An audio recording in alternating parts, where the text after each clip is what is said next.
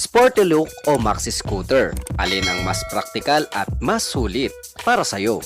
Sa pagpili ng isang motor ay dapat alam mo sa umpisa pa lang bago mo ito bilhin ay dapat sigurado ka sa pipiliin mo na maging partner panghanap buhay or pang daily use. Kaya sa video na to mga idol ay pinagsama ko sa iisang content ang ginawa kong individual review para mas makapili ka bago ka bumili.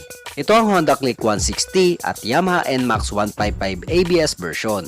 Alin nga ba sa dalawang scooter type motorcycle ang nababagay para sa iyo ayon sa kagastuhan at pangangailangan mo? Kaya wag na natin patagalin yan mga idol. Welcome to Haji Moto Vlogs and this is Honda Click 160 and Yamaha NMAX 155 ABS version.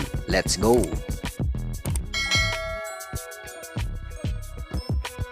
Unahin natin sa makina na mayroong kargadong 157cc engine displacement, single